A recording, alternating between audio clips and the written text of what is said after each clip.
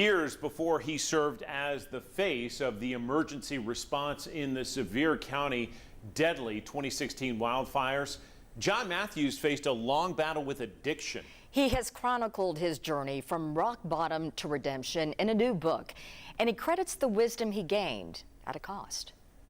All the fires are extinguished. I'm talking about in the county, in the city. My mind races as I think about the sea of reporters waiting just beyond that door, their cameras and notebooks aimed and ready as I prepare to comment on the deaths caused by the wildfire. Words on a page draw John Mathews back to that moment 9 years ago. Then, the head of Sevier County's Emergency Management Agency, he stood at the forefront of the response to that fiery disaster that scorched thousands of acres, buildings, and homes and claimed 14 lives. This isn't just about answering questions. It's about the journey that brought me to this exact spot.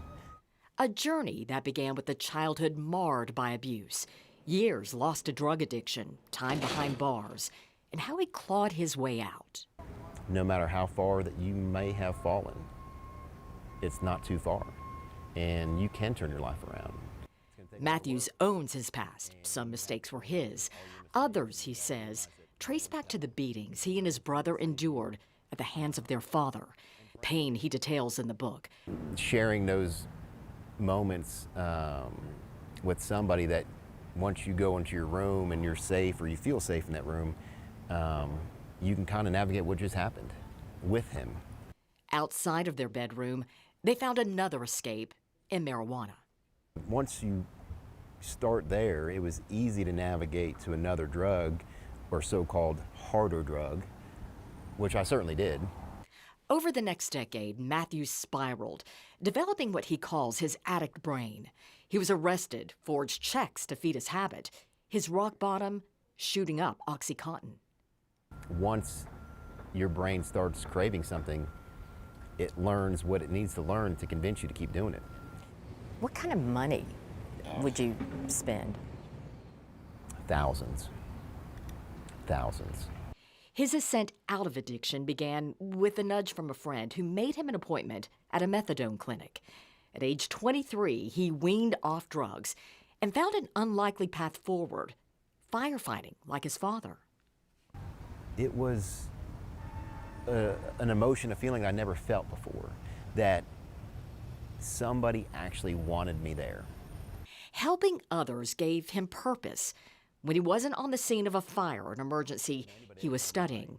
He eventually earned a bachelor's degree in management and leadership and a master's in business administration. And I became addicted to learning. But by doing that, it started opening up more doors.